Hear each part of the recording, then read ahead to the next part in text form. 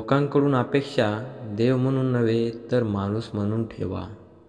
वाटेत भुंकणाऱ्या प्रत्येक कुत्र्याला दगड मारत बसले तर तुम्ही तुमच्या ध्येयाकडे कधीही पोहोचू शकणार नाहीत. जो आपला आहे तो कधीच दूर जाणार नाही आणि जो दूर गेला तो कधीच आपला नाही.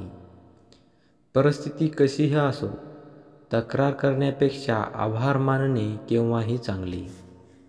मला यासाठी जिंकायचे आहे कारण सगळ्यांना वाटते मी हारलो पाहिजे. आशा अर्धे जीवन आहे आणि निराशा अर्धे मृत्यू आहे. आपण 50 लोकांना 2 हातांनी मारू शकत नाही, पण हात जोडून आपण करोडो लोकांची मने जिंकू शकतो.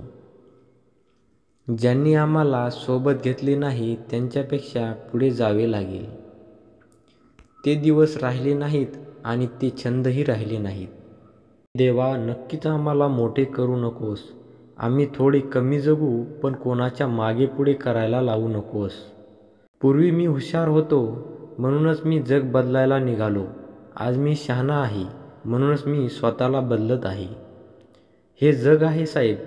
स्वच्छ मनाची माणसं सुंदर चेहऱ्यासाठी मागे राहतात.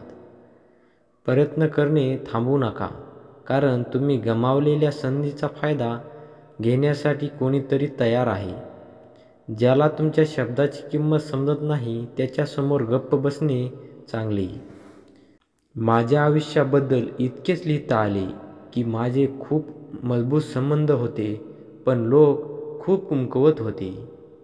काही लोक खाण्याचे इतके शौकीन असतात की ते इतरांचा आनंदही खातात. चढ उतारानंतरही जर कोणी तुमची साथ सोडत नसेल तर त्या व्यक्तीचा नेहमी आदर करा. काट्यावर चालणारा माणूस पटकन आपल्या ध्येयापर्यंत पोहोचतो, कारण काटे पावलांचा वेग वाढवतात.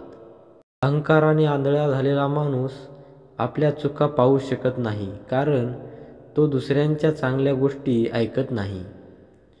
माणूस सर्व काही विसरतो, पण त्याला दुखवणाऱ्यांना कधीच विसरू शकत नाही. नकारात्मकता हा इतका भयंकर रोग आहे की तो जिवंत माणसालाही मृतात बदलतो.